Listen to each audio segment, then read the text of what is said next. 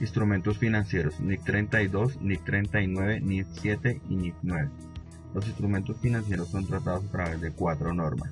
La NIF 32 habla acerca de la clasificación de los pasivos y del patrimonio, es decir, cuando un instrumento de deuda se debe clasificar como pasivo y cuando tiene que clasificar como patrimonio. La NIF 39 habla acerca de la clasificación y la medición de activos y pasivos financieros, del cálculo del deterioro y de la contabilidad de coberturas. La NIF número 7 son las revelaciones que deben hacerse para los instrumentos financieros, y la NIF 9 está reemplazando a la NIF 39 en lo que tiene que ver con la medición de activos y pasivos financieros, deterioro y contabilidad de coberturas. El objetivo de esta norma es establecer los principios para reconocer, medir, revelar y presentar los instrumentos financieros como pasivos o patrimonio y para compensar activos y pasivos. Entonces, establecer cuándo una entidad debe contabilizar un instrumento de deuda como pasivo o cuándo lo tiene que contabilizar como patrimonio. Y esto es básicamente, si estamos hablando de un instrumento de renta fija, sería un instrumento de patrimonio, y si es un instrumento de renta variable, sería un instrumento de patrimonio. Más adelante vamos a hablar de la diferencia entre los dos. Y para compensar activos y pasivos financieros, la NIF permite compensar estos dos rubros de activos y pasivos financieros cuando tenga la intención de realizar y de pagar estos instrumentos financieros de forma simultánea, es decir que al mismo tiempo se va a pagar y se va a cobrar un instrumento financiero. Bueno, ¿y cuál es la definición de instrumento financiero? Lo primero que tenemos que saber es que un instrumento financiero es un contrato en el cual para una empresa es un activo financiero y para la otra empresa es un pasivo financiero o un instrumento de capital o instrumento de patrimonio. ¿Eso qué quiere decir? Que en una empresa se está generando un derecho y en la otra se está generando una obligación. Ejemplo, las cuentas por cobrar.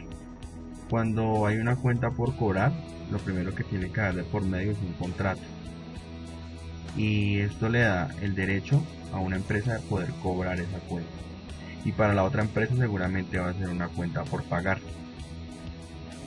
Esa cuenta por pagar para esta empresa es un activo financiero y para la otra empresa es un pasivo financiero. Y cuando es un instrumento de patrimonio o instrumento de capital, en el caso de las inversiones. Entonces, esta empresa decide comprar acciones de esta otra empresa.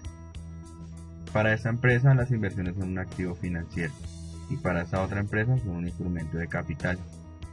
Esto depende de qué? Depende. Si es un instrumento de renta variable, entonces sería un instrumento de capital. Y si es un instrumento de renta fija, entonces esa inversión sería un pasivo financiero. Un ejemplo de un instrumento de renta fija sería un bono, que siempre paga un interés mes a mes o periodo a periodo sin importar el rendimiento de la empresa. Mientras que el instrumento de capital, como por ejemplo las acciones ordinarias generan utilidad o pérdida de acuerdo al rendimiento. Es decir, que esta empresa que tiene este instrumento de patrimonio se está haciendo acreedor al riesgo de que esta empresa pueda perder o también que pueda ganar.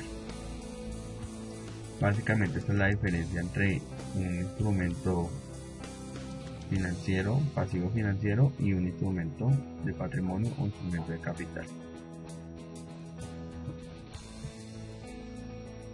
Reconocimiento de los instrumentos financieros. ¿Cuándo se tiene que reconocer un instrumento financiero? Cuando la empresa es parte obligada de conformidad con los términos del acuerdo. Ejemplo, se transfieren los riesgos y beneficios en una venta.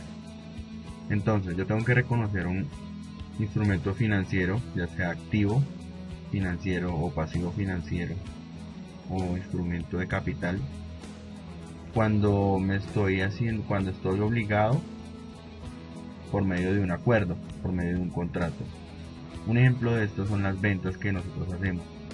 Nosotros tenemos que reconocer una cuenta por cobrar en el momento en que tenemos la obligación de pagarla. y una cuenta por cobrar en el momento que tenemos el derecho de recibirla.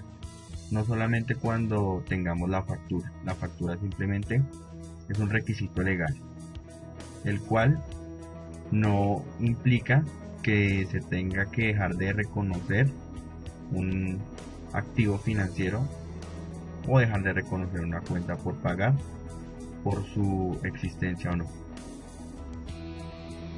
Clasificación de pasivos y patrimonios. Bueno, eso es un poco de lo que ya hemos hablado.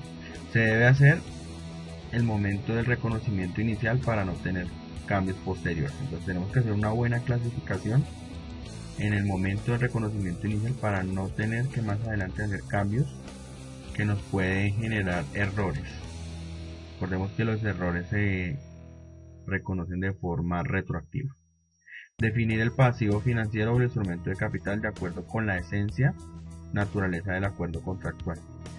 Otro ejemplo de esto puede ser las acciones preferenciales. Las acciones preferenciales nosotros actualmente en Colombia las clasificamos como instrumentos de capital o instrumentos de patrimonio, pero realmente la esencia de esas acciones preferentes son instrumentos de deuda de renta fija, es decir, una acción preferente siempre va a pagar un interés a la persona que las adquiera, así la empresa tenga pérdidas. Entonces, según la NIF, esto se considera como un pasivo. A pesar de que tengan el nombre de acciones, se van a clasificar como un pasivo. Caso contrario, las acciones ordinarias, porque las acciones ordinarias están haciendo acreedores a todos los riesgos que tenga la empresa. Si hay ganancia, la acción gana. Si hay pérdida, la acción pierde. Clasificación y medición de los activos financieros. Entonces recordemos activos financieros como cuentas por cobrar, como inversiones, como el efectivo y el equivalente al efectivo. Entonces, ¿cómo va a ser su reconocimiento inicial? ¿Cómo va a ser su reconocimiento posterior? ¿Y cuál sería su clasificación? Entonces, de acuerdo al nuevo modelo de la NIF número 9, el tema se simplifica un poco. Solo hay dos opciones para poder, digamos que clasificar estos activos financieros. Y la primera es a costo amortizado. Y la segunda opción es a valor razonable. Costo amortizado es medirle al costo mediante una tasa de interés efectiva. Es decir, si yo tengo una cuenta por cobrar que está dentro de su plazo normal, dentro de sus condiciones normales de crédito, es decir, por ejemplo, para la mayoría de las empresas 3 meses es lo que se estableció que un cliente tiene que pagar una factura, entonces va a ser medida al costo, es decir, el valor que yo estoy cobrando por esa mercancía que yo vendí.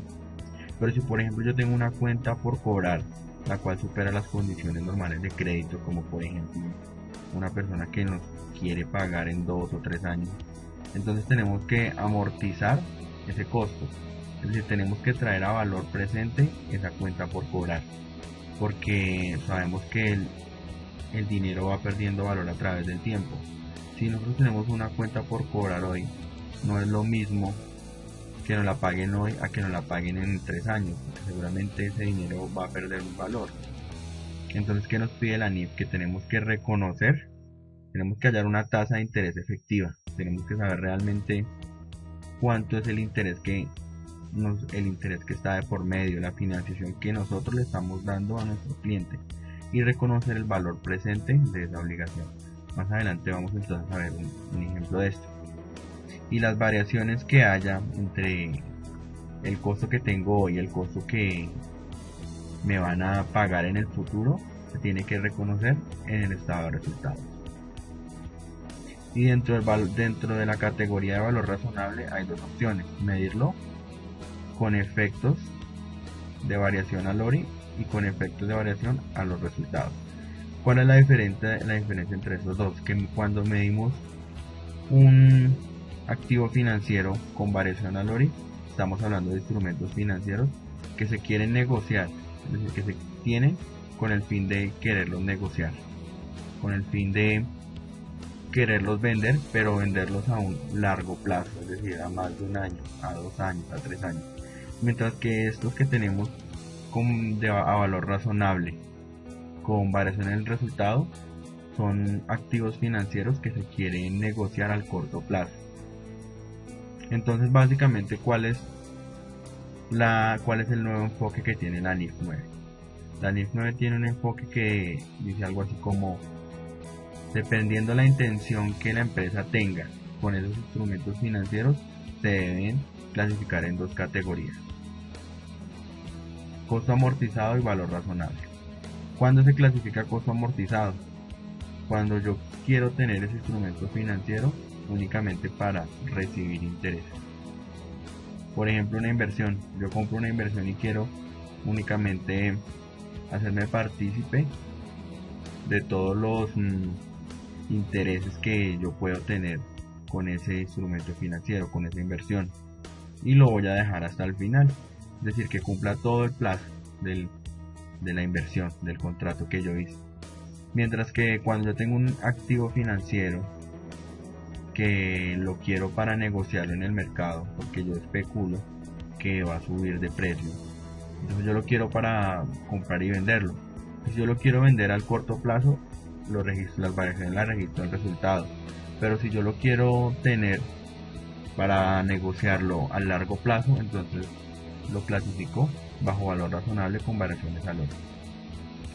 Esas variaciones del ORI se deben medir entonces al valor razonable, y esas variaciones en resultados se miden a valor razonable.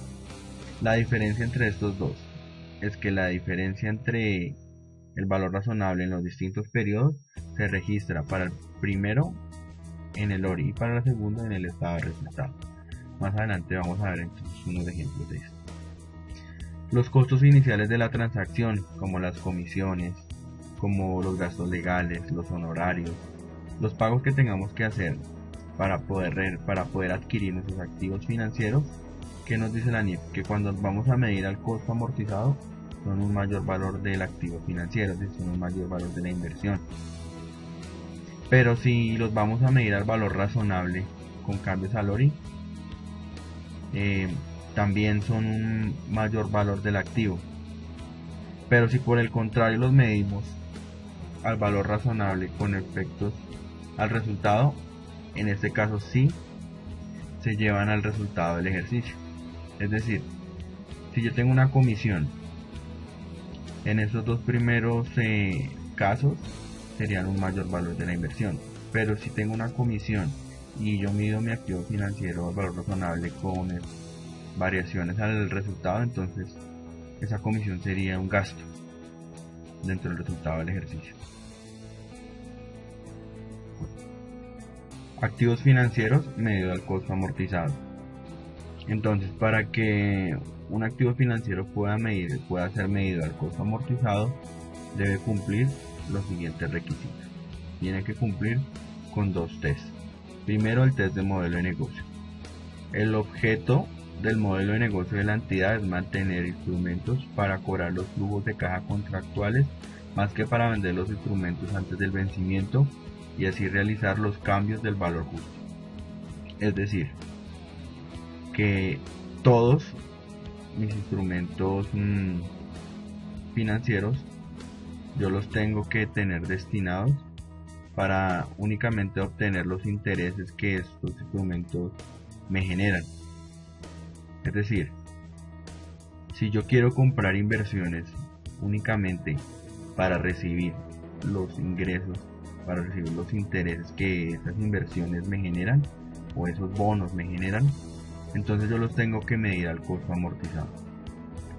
Si yo los quiero por el contrario para venderlos al corto plazo o a largo plazo, los tendré que medir como instrumentos financieros a valor razonable con cambios en resultados si es a corto plazo, y en el ORI si se van a vender a largo plazo. El segundo test es de las características del activo financiero y dice lo siguiente: las condiciones contractuales del activo financiero darán lugar a flujos de caja en fechas específicas que solo representan pagos de capital e interés. Entonces, lo primero que tiene que cumplir es que las fechas tienen que ser claras. Yo tengo que saber cuándo voy a recibir esos flujos económicos, cuándo voy a recibir esos ingresos y que esos ingresos solo pueden ser ingresos por capital, es decir, la recuperación de la inversión que estoy haciendo, y unos intereses. Si cumple esas dos características, el modelo de negocio y las características del activo, este activo financiero se puede clasificar como costo amortizado. Clasificación y medición de pasivos financieros. Entonces la clasificación de los pasivos financieros es la misma de la NIF 9. Se clasifican a costo amortizado y a valor razonable. ¿Cuándo a costo amortizado? Cuando la empresa quiere mantener ese pasivo financiero hasta el final, es decir, se piensan respetar todos los flujos contractuales que existen en ese pasivo financiero. Y a valor razonable es cuando se quiere negociar ese pasivo financiero, es decir, que no se va a mantener hasta el final. Un ejemplo de esto podría ser la emisión de unos bonos.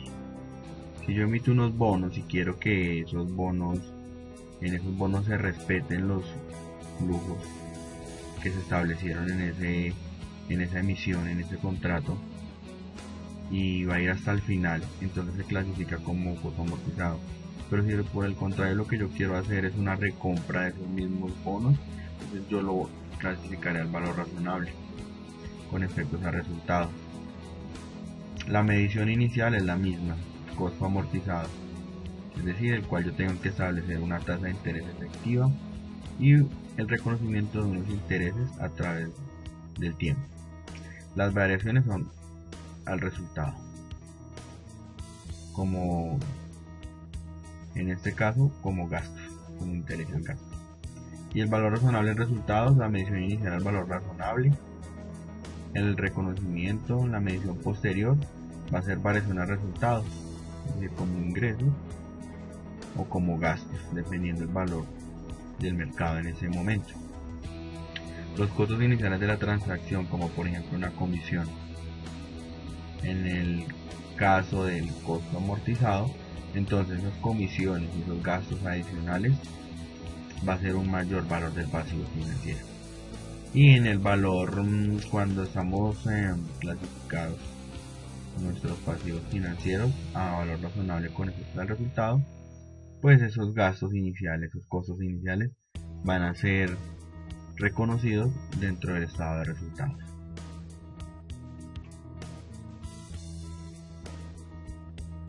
Bueno, esta fue la parte teórica de instrumentos financieros. A continuación vamos a ver un ejemplo de la medición inicial y la medición posterior de un activo financiero medido al costo amortizado. Entonces, el 1 de agosto de 2015 se invirtieron 10 millones en un bono cero cupón con un plazo de un año, es decir, un bono que tiene una inversión al inicio y al final se pagan los intereses más el valor del bono. Paga un interés del 10% efectivo anual, realizar la contabilización mensual. Bueno, entonces lo primero que tenemos que establecer es que en nuestro flujo de caja, lo primero que vamos a tener es una salida de dinero por 10 millones, que es el valor que invertimos en el bono.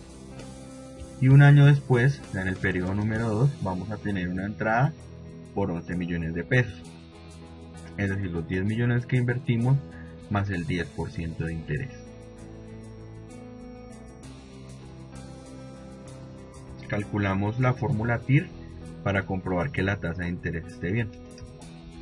Y efectivamente, obtenemos que la tasa de interés implícita en este flujo de caja es el 10%. Ahora, como nosotros tenemos que hacer es una contabilización mensual de estos intereses, de los intereses que nos reconoce este bono, a pesar de que nos los van a pagar dentro de un año, en nuestra contabilidad vamos a hacer la contabilización mensual. Y para eso hallamos la tasa equivalente mensual a este 10% efectivo anual.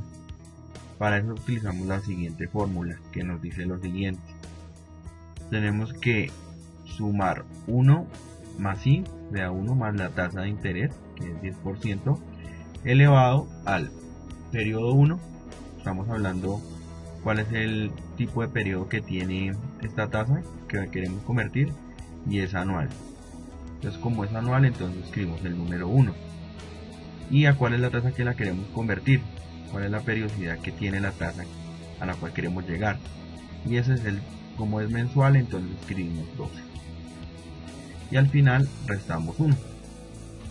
Y ya hemos convertido nuestra tasa del 10% efectivo anual al 0,80 efectivo mensual. Y esta va a ser la tasa que vamos a utilizar en nuestra tabla de amortización.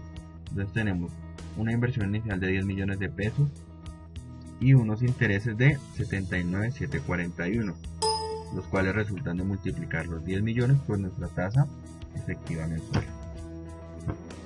Mes a mes hacemos la misma operación, pero entonces recordemos que es interés compuesto, entonces los nuevos intereses los tendremos que calcular sobre el nuevo saldo, es decir, los 10 millones más los intereses del mes anterior, hasta llegar al final, y vamos a obtener que nuestro bono en el último año está en 11 millones de pesos, y en ese mes tenemos que recibir, en el mes 12 tendremos que recibir un pago de 11 millones de pesos para tener un valor en nuestra contabilidad de 0. ¿Listo? Ahora el mismo ejercicio, pero resulta que nos van a cobrar una comisión del 5%, que vamos a tener unos gastos iniciales. Según la teoría que observamos de instrumentos financieros, estos gastos iniciales, cuando hablamos de costos amortizados, se deben capitalizar, es decir, que van a ser una mayor valor de la inversión, un mayor valor de la inversión, perdón. Entonces, en el primer periodo tenemos que hicimos una inversión de 10 millones de pesos y que nos cobraron una comisión de 500.000, es decir, el 5% de 10 millones.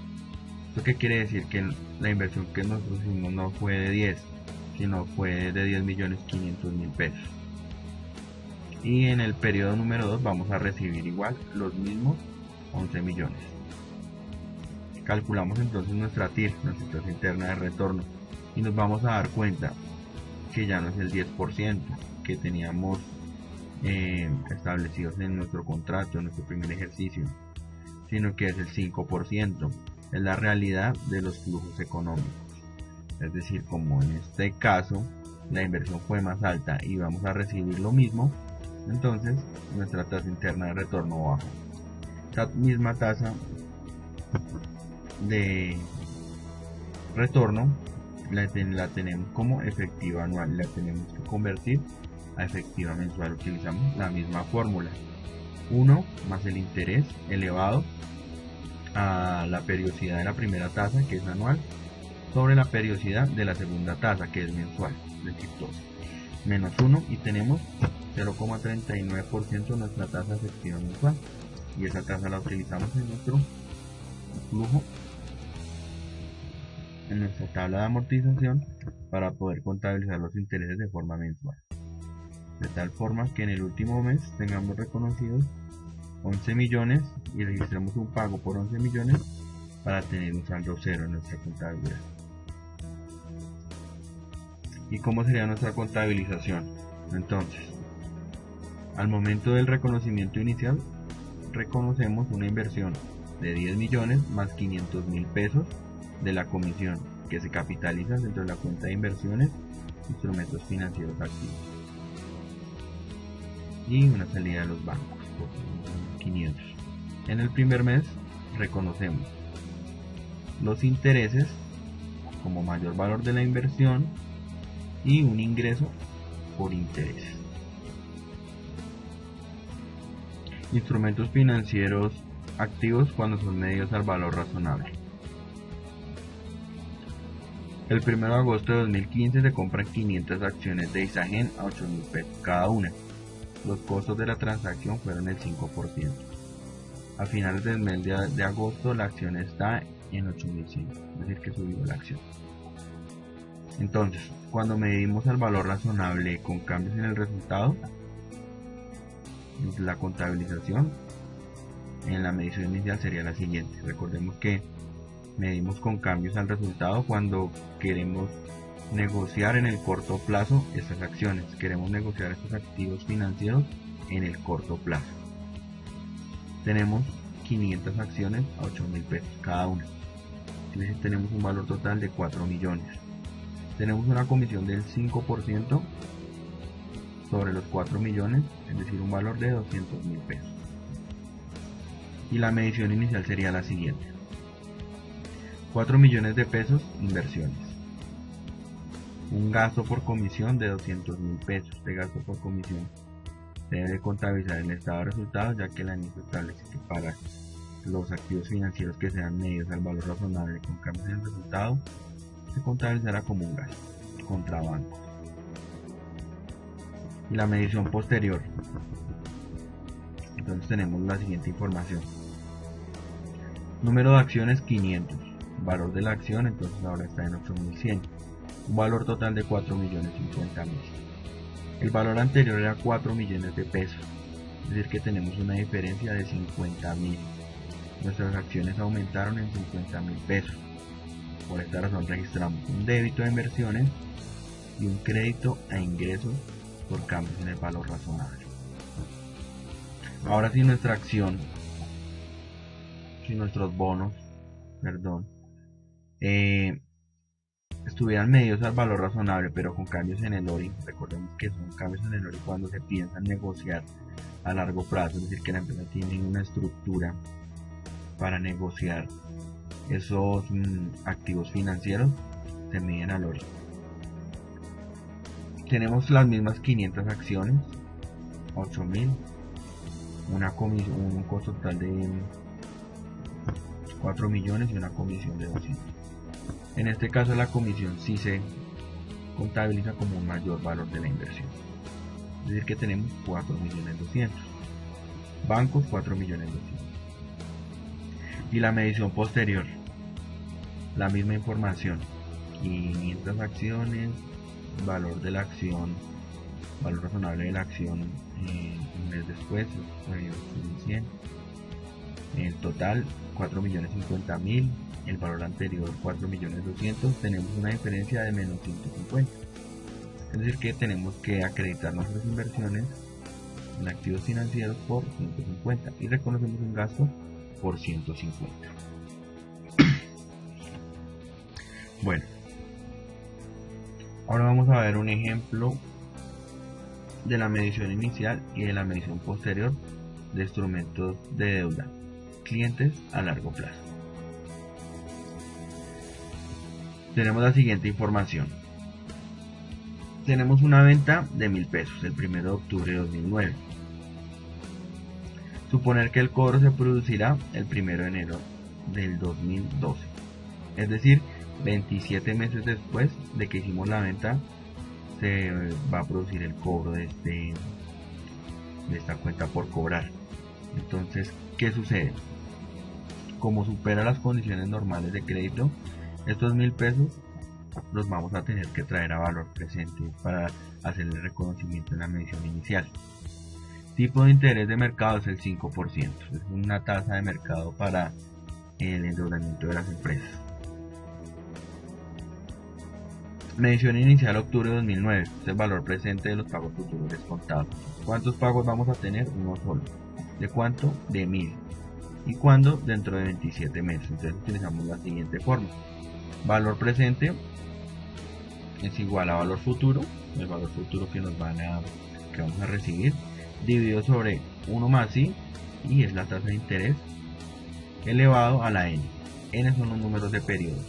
Entonces aquí tenemos, son 27 meses que nos van a pagar y pues el año tiene 12 meses, entonces lo dividimos entre 2. Nos da como resultado nuestro valor presente de 896,03. Ahora pues también podemos utilizar la siguiente fórmula: valor actual, es una fórmula en Excel, pero para poder utilizar esa fórmula tenemos primero que convertir nuestra tasa efectiva anual a una mensual vencida, a una mensual efectiva.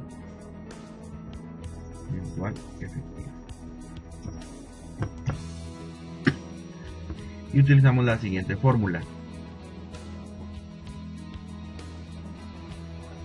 el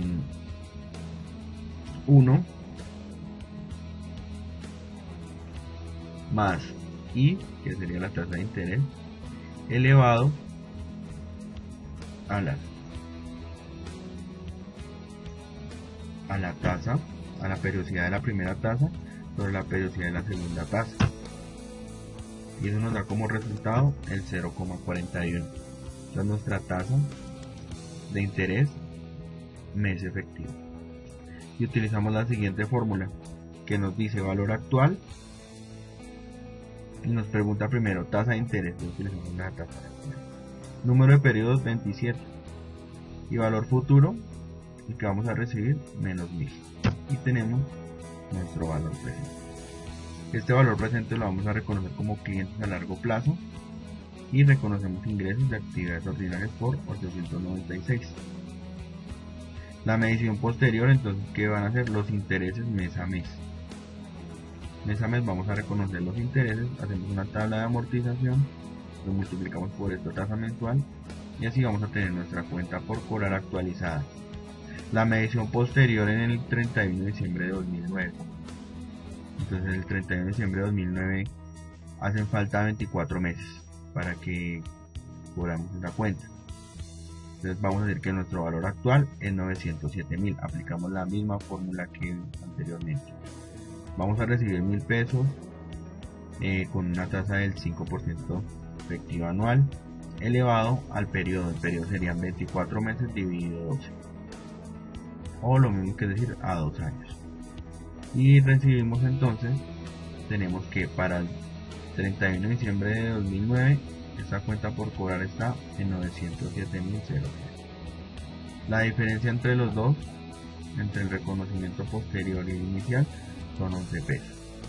Entonces eso quiere decir que en el transcurso de octubre a diciembre tuvimos que reconocer un mayor valor de los clientes contra unos ingresos por intereses financieros. Bueno, entonces ahora, ¿cómo sería la medición inicial y la medición posterior de un instrumento de deuda, un préstamo bancario? Resulta que nuestra empresa solicitó a un banco un préstamo por 90.000 pesos o 90.000 euros con una comisión de apertura de 1000. Se establecieron 5 pagos anuales, una tasa de interés del 6%. Esta tasa es la que nos cobra el banco anual, 6%. Y esta tasa efectiva es la tasa que nosotros vamos a hallar dentro de esa es la TIR de nuestro crédito, ya que nos están cobrando una comisión. Es decir, que la tasa sube debido a esta comisión. Ya vamos a ver en nuestro ejemplo el desarrollo mejor de esto. Bueno, entonces aquí tenemos una tabla de amortización. Esta es la tabla de amortización del banco. El banco nos prestó 90.000 pesos y nos cobra una cuota de 21.365. Esa cuota se calcula de la siguiente forma, con la siguiente fórmula que se llama pago, la cual nos pregunta la tasa de interés. Entonces le decimos que es el 6%, que es la tasa que se estableció en el contrato. Número de periodos 5, que son los periodos que dura el crédito. Y el valor del préstamo, el valor actual, serían 90.000. Y de esta forma tenemos la cuota. Tenemos unos intereses. Los intereses se calculan con la tasa del contrato multiplicado por el saldo que nos prestó. De esta forma tenemos una tasa de interés y tenemos unos intereses para nuestro crédito. A esta cuota que tenemos le restamos los intereses y tenemos como resultado el capital que vamos a abonar a nuestra cuenta. Al saldo anterior le restamos el capital y tenemos nuestro nuevo saldo. Y lo mismo hacemos con los demás años. Y al final tenemos 0. Esta es la tabla de amortización del banco, pero la de la contabilidad es diferente. Vamos a ver por qué. Porque nosotros tenemos que calcular la tasa efectiva. En el primer año tuvimos un ingreso, una entrada de efectivo de 89. es decir, los 90.000 que nos prestó el banco y la comisión que nos cobró, es decir, que a nosotros no nos ingresó 90.000 pesos. Efectivamente, el valor que ingresó fue de 89.000. Pero durante los 5 años sí vamos a pagar la cuota que se estableció en el crédito. Vamos a pagar una cuota de 21.366 durante 5 años. Al calcular la TIR que tiene este crédito, podemos observar que es superior a la TIR que se estableció en el contrato. La TIR del crédito es 6,4121. Esta TIR la vamos a utilizar para calcular una nueva tabla de amortización, es decir, la cuota sigue igualita, es la misma cuota que se estableció en el contrato porque esta es la que nos comprometimos a pagar, pero el interés se calcula con esta nueva tasa que nosotros hallamos, es decir, a los 89.000 pesos, que es el crédito real que recibimos, le aplicamos la tasa del 6,4121 y obtenemos los intereses del primer año. A la cuota le restamos los intereses y obtenemos el capital que se va a abonar en este año. Al saldo anterior le restamos el capital que vamos a abonar en este año y tenemos el mismo saldo. Y hacemos lo mismo con los 4 años restantes. Y de esta forma tenemos un saldo cero de nuestra obligación. Listo, entonces estos fueron unos ejemplos de instrumentos financieros activos y instrumentos financieros pasivos.